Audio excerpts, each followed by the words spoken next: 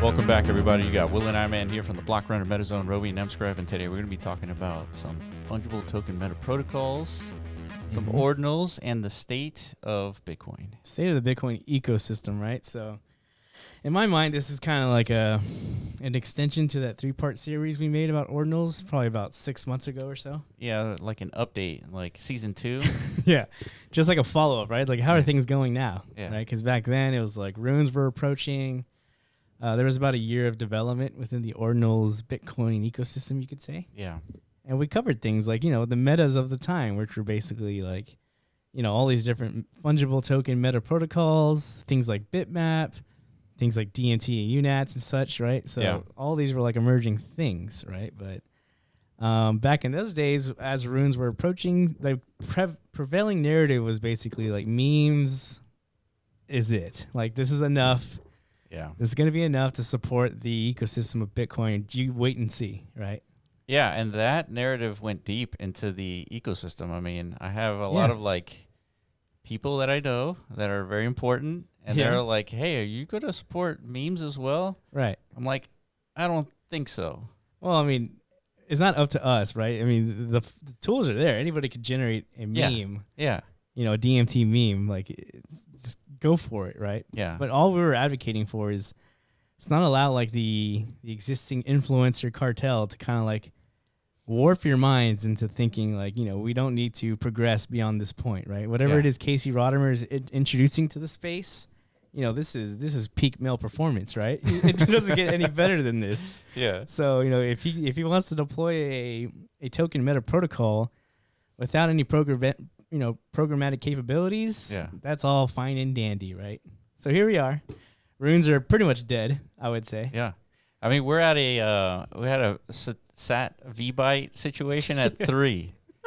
3 sats per V-byte right now. It's almost comical. Like, and we got like 50 L2s competing to support the congestion within Bitcoin. Absolutely, right? That makes a lot of sense, right? Oh yeah. Ton of sense. Obviously. Yeah, it's almost like we were right. Almost, right? Yeah.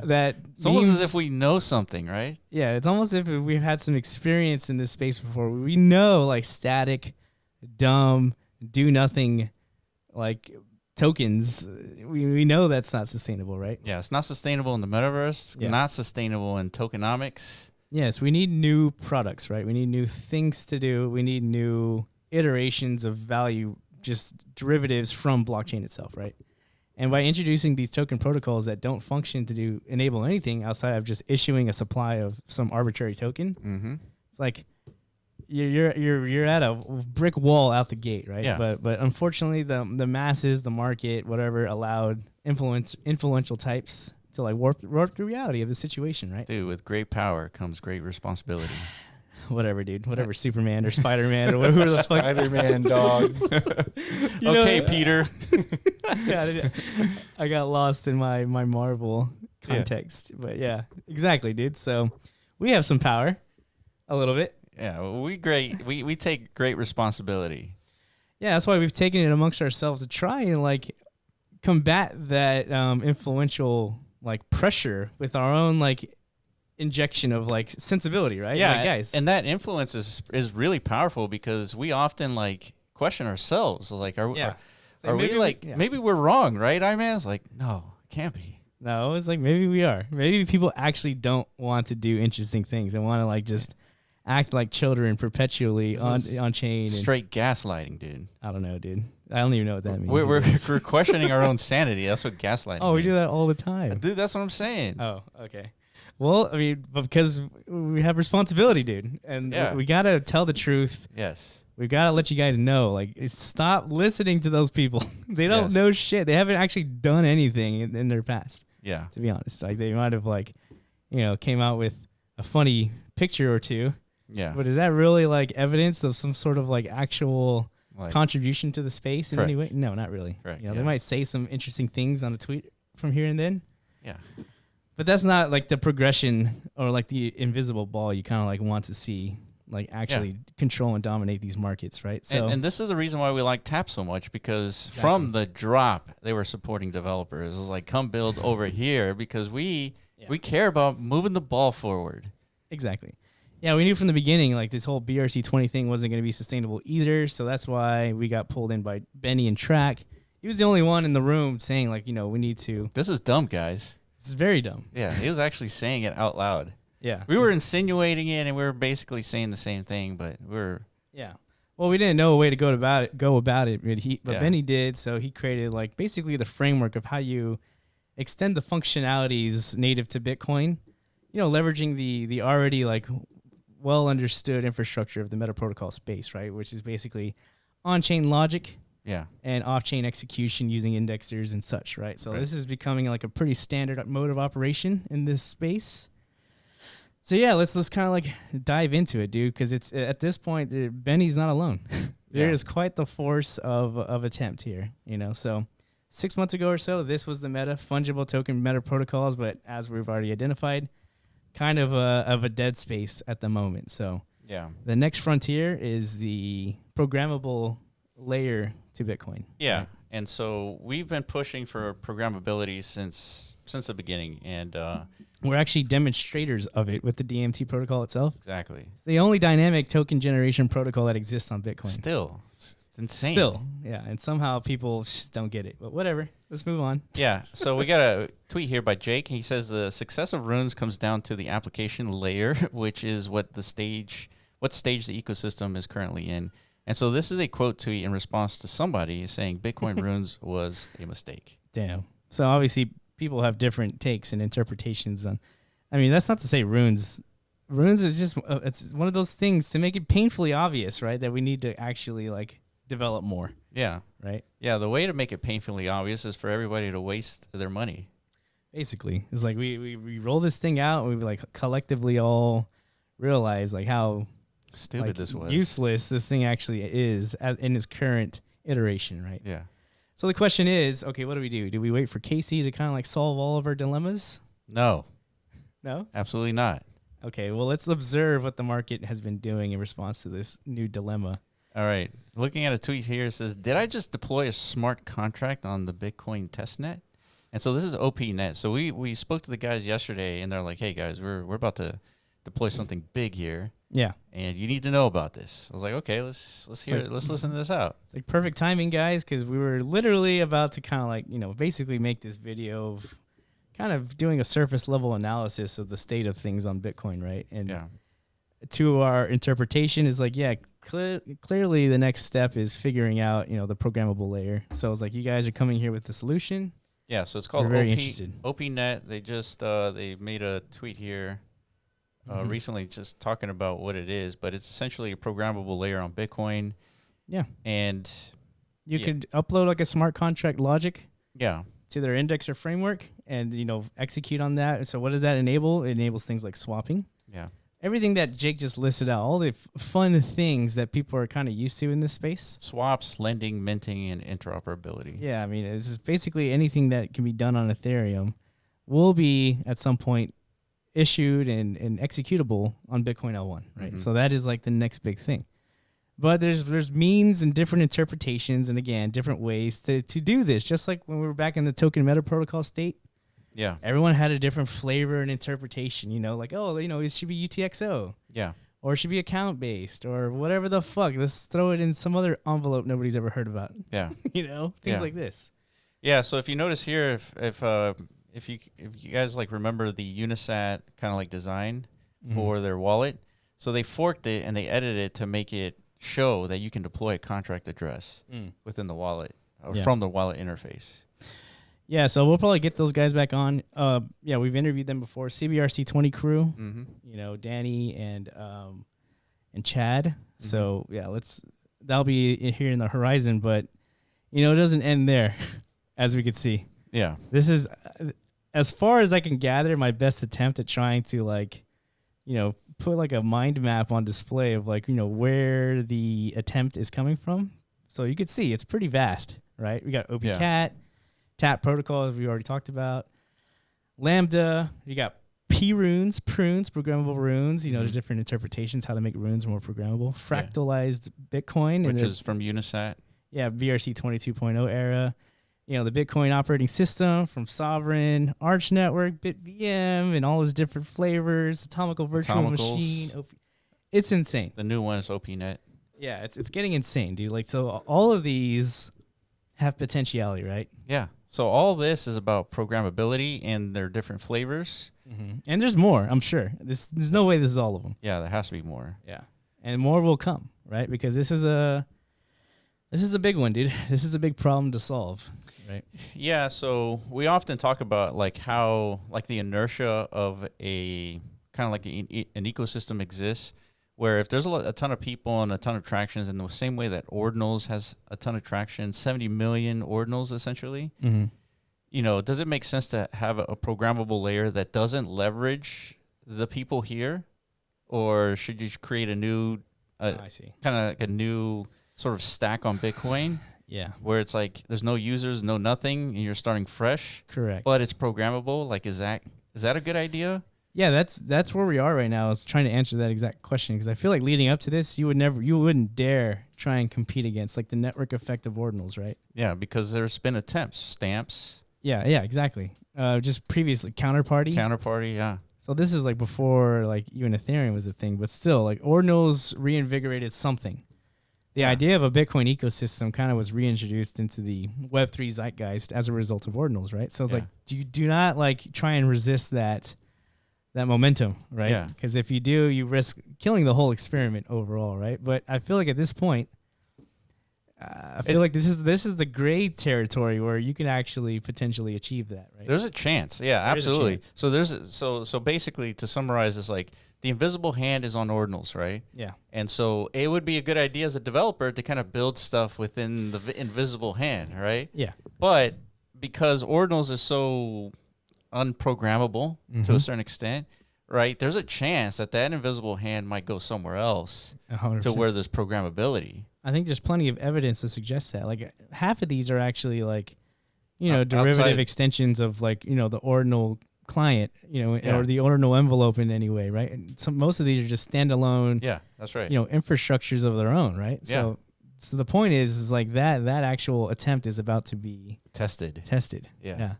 And the invisible hand now has a lot of like new things to kind of tinker with and explore, and developers have like new grounds to kind of showcase and demonstrate why. So let's talk about how this is going to be tested, right? So all these are going to offer their programmable layer, whether it's using Ordinals, envelope or not, it doesn't matter. But they're going to have an offering. It's like, think of a table and there's like food on there, and like the food is for the developers. So the developers are going to pick the food that they're going to eat. And then hopefully they can produce something from that food to actually cater to a community that's within that envelope. Yeah, so this can play out in several different like scenarios, right? Where it's like, okay, Casey, for whatever reasons, is just resistant to the ideas. You know, there's grapevine rumors spreading that Runes actually does have like a programmable angle to it, but for whatever reason, Casey doesn't want to like actually implement for personal beliefs, for whatever, right? So that maintains, therefore, the market now it's open, right, for anybody to fulfill this new sector of demand. So at that point, there's a non-zero chance Ordinals and Runes, all this stuff becomes like a legacy, like stepping stone to the progression of this Bitcoin ecosystem. Yeah, but here's what's going to happen, man. Okay, what's the other scenario? Right, so one of these is going to produce something that gets traction. Yeah. Right? And then Casey is going to get this, the ego is going to be like pinging at him. It's like, Casey, you can't let this happen, man. Better do something. Yeah, there's and so Casey then releases programmable Runes. It's like, okay, you guys, you idiots out there want programmability, here it is. Yeah, leave me alone. Yeah. You know, I can totally see that too. So anybody who's developing runs into that, I guess, you know, that potential risk, or whether it's risk or not, whatever. It's just at that point, if somebody does create a killer app on Bitcoin, leveraging any of these other like, you know, infrastructure stacks, then at that point, Casey is competing against that, like the network effect of whatever the result of that is, right? Yeah. What if it's like a CryptoKitties, something so monumentally awesome and impactful? Yeah. It onboards like millions of new people into the Bitcoin ecosystem. Yeah. And then out of pure like envy, Casey wants to try and compete against that. Maybe he fails. Yeah. Maybe. That's true. Yeah. That's a good point, dude. That's possible. Invisible hands is the most interesting component of all of this, right? Yeah, it doesn't care who you are. Yeah, fuck you, dude. It's like we got the CryptoKitties over here. So it's like you're going to try and like redo what's already been done? Yeah. So we don't need that. That's right. But this is the point. This is the interesting part of like the market cycles is actually being able to witness all this and figure this out, right? Because this is a problem-solving stage of the cycle, right? Yeah. Which typically leads to monumental like positioning as far as like, being early to things, right? Right. Absolutely. As we were with ordinals, like by being early to that, we were well positioned to understand like that things can be built on Bitcoin. Yeah, for sure. Yeah. All right, so moving forward, speaking of new things, Limitless has an interesting take here. Yeah, Limitless Bitcoin ecosystem meta will print millionaires. There's no bigger meta than this. Everything that's happened on Ethereum will happen on Bitcoin. Crypto likes new things. Yeah, I feel like we've been saying that also. Maybe Dude, this that's our we should tattoo that, dude. Well, we were right about programmability becoming at some point the market was going to demand programmability, right? Yeah. Even though everyone was telling you we don't need it, we don't need utility, we don't need function. Fools. We need memes, more memes. Yeah. Frothing. It's like meme me. What did Casey say? He's like spit in my mouth. It's like meme in my mouth, dude. Like please. That's what it felt like, right? Everyone was fucking crazy, collectively insane. It is the entire insane. market. But now you guys are finally starting to wise up, right? I mean, but not only that, like programmability is actually what degens want. They actually do want that. You want something to speculate on. A meme is just straight gambling, and that's not. I don't think that's as interesting as like finding some speculative angle on a utility token. I totally agree. You get to fulfill the same degen-esque activities, but in a more sophisticated environment, right? Yeah. We keep painting that parallels, but it's like those three real fucking 1950s slot machines versus like, the digital megaways. If you go to a modern day casino, it's amazing the things you could do. Yeah. Right? Because these machines have become much more programmable, right? It's like you're playing full-fledged. Dude, that's a great analogy. I know. So it's like the DJs don't even know that they want like a modern day casino. They think they're perfectly content with like their three real slots. They're fucking lever slots. Yeah. Mechanical. Yeah. Yeah. They don't even know, dude. So that's what we're trying to usher in here. This is the pressure we've been trying to put on the market. And finally, people are listening. And I think Benny and Tap deserve a lot more credit for being the ones that actually like have been, advocating for this since the very beginning. Yeah. Right?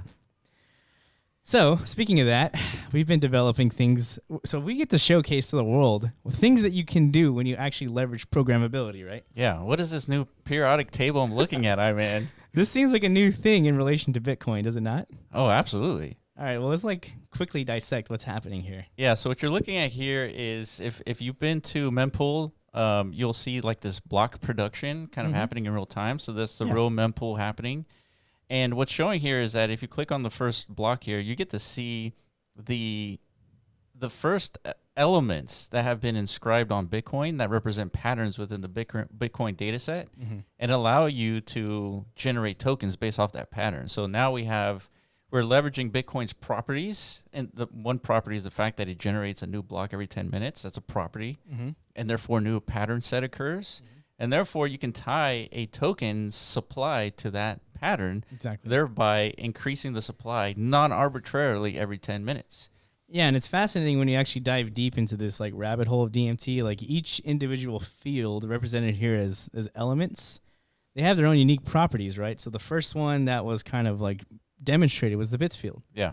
The property of that is its difficulty adjustment every 2,000 or so blocks. 2016 blocks, which is about 2 weeks. Yeah, so that's an interesting innate property to like associating the generation of like a new digital asset dependent on what's happening during those new difficulty periods, right? Never before has like token logic been considering like what's happening in the Bitcoin data layer to like manifest anything, right? Yeah, and you gotta remember, Bitcoin's like the biggest network humans have ever created.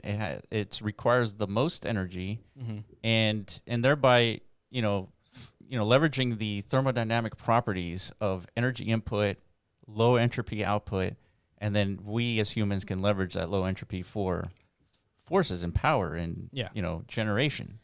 Yeah, so we've kind of kickstarted a whole new like a vertical of experimentation, things that can be done by leveraging blockchain. And again, the only reason we're able to do that is because we've been working with a programmable token metaprotocol in the TAP infrastructure. That's right. Now that everybody else is trying to catch up to, it's already been existing. So therefore, we're able to like execute on this vision and bring it to the market, right? And let's see what the next what does this actually result in? Oh, yeah. A NatCat. Yeah, NatCats, right? So NatCats have occurred 4 times in the history of Bitcoin, twice in the early years, 2 times more recently. Yeah. So you wouldn't be able to do this with any of the token deployment logic of like a BRC20 or like, you know, an ordinal runes, whatever. Like it's just not built into. There's no way to kind of extend functionality again. Yeah. To be able to interpret some sort of external event to like the actual deployment itself, and therefore, you know, reintroduce the ability to mint new supply. Right. Like it's crazy actually. Yeah. And it's represented right here. Yeah, and this is completely non-arbitrary, right? Yeah. So EV chose a pattern 3B as if 3B occurs in the bits field, then you have a NatCat, right? And so that has occurred 4 times in the entire history of Bitcoin, and you have a supply of 8,064. So nobody knows when the 5th occurrence will occur. Right. Nobody knows. That it's up to Bitcoin. That's why when we say things are like built by Bitcoin, we actually mean it, because like none of us have any, even though we get to kind of like inject these generative, you know, the logic and the seed itself that renders these images and such. Yeah. The actual output and production of them is completely determined by Bitcoin and its data substrate layer, not any kind of like human intervention in that mechanism. So why does this matter, Iman? It's because this is brand new. It's the new stuff. This has never been done before in crypto. That's why, you know, we keep talking about it. That's why we keep doing research and all over crypto, and there hasn't been much new production out there. And it's native to Bitcoin, right? Yeah. This doesn't happen on Ethereum. This doesn't happen on Solana. It can't. I mean, it feasibly could. It can, but it doesn't have like the thermodynamic property value proposition of Bitcoin. I totally agree. Yeah, so this makes the most sense for Bitcoin. This is the showcase of why building on Bitcoin is important and why we want to strive to enable more programmability and functionality, right? Because who knows what else is left to be unlocked, right? This is just the first instance of like a new potential meta in the market, right? There could be so much more. This is one of the first utilizations of an element on Bitcoin, right? We have like 37 other elements. Yeah. 37 other fields of Bitcoin with different properties that can be leveraged. So this is early days. Yeah, this is early as it gets. So things are going to expand from here. New fields will be introduced, therefore unlocking new properties that we were just talking about. Yeah. And now introducing new verticals of experimentation, new products that get generated as a result, and the expansion of a metaverse ecosystem that's non-arbitrary. There's so many new verticals to explore, right? And, you know, all thanks to the app layer that's already in place, but is now going to, I guess, expand as more people contribute. Yeah, good job, Benny. Thumbs up. All right, guys, that's it for us. If we miss anything in the Bitcoin ecosystem for programmability, let us know in the comment section below. And yeah, I appreciate you guys for watching. We'll catch you in the next video. Peace.